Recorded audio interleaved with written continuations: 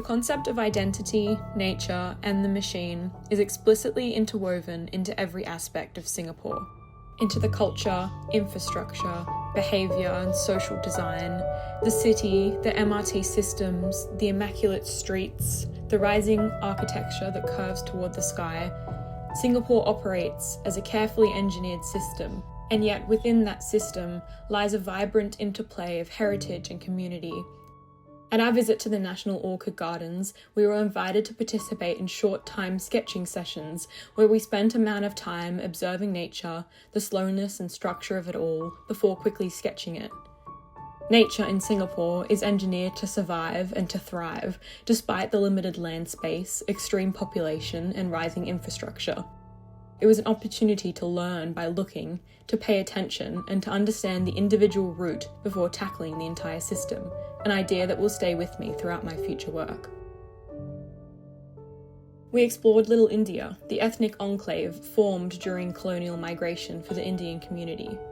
The roads were alive with colour, stalls and streets were overflowing with bright fruits and fabrics, flashing signs and vibrant murals. In Chinatown, temples were bursting with language and culture, and the hawker centres were filled with a delicious variety of food and drinks.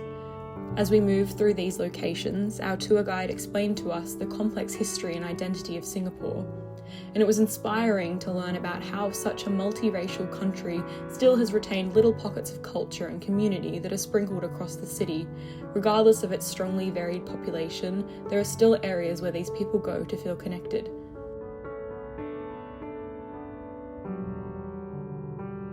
And what struck me most is the realization that identity in Singapore is not just static. It's embedded into policy, architecture, food and behaviour. It's curated by migration, protected by the government, and constantly evolving and changing with the country and its ever-growing population. Singapore is proof that multicultural coexistence is possible, that culture and community is not only accepted but truly embraced and celebrated, and is the core of a nation's strength and identity. During our time, we were very lucky to be offered the opportunity to tour several universities, including LaSalle, NTU, and PSB Academy, and to see their various facilities up close. The spaces were filled with cutting-edge technology and impressive tools available for the students to utilise. The hardware we saw left us speechless, but it wasn't what made those buildings truly special. It was the students, their ideas, their work, the illustrations scattered across desks, the concept art pinned to the walls, the models displayed on the shelves that gave the spaces their own heartbeat. They made the buildings and universities feel truly alive and forced us to question how the machine may amplify skill and replicate art, but it could never entirely replace human ingenuity, connection, and creativity.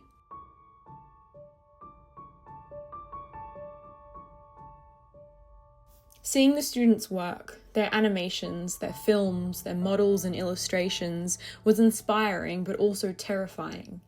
The standard of success in Singapore is so different to that in Australia. The students truly put their entire lives into their university projects, oftentimes downright living in these small individual cubicles that our tour guide at NTU lovingly called refugee camps. Seeing the amazing students in action made me rethink my entire attitude, and I was torn between devastation and excitement toward my own creative work. And I was crushed in a way, because the level of work that they produce is so great that I would be extremely privileged in life if I were to ever produce something with even a small amount of that same creativity and inspiration that they embody and produce daily. But it made me hopeful and excited by the idea that someday, somehow, I might be able to replicate work with as much dedication and commitment as they do.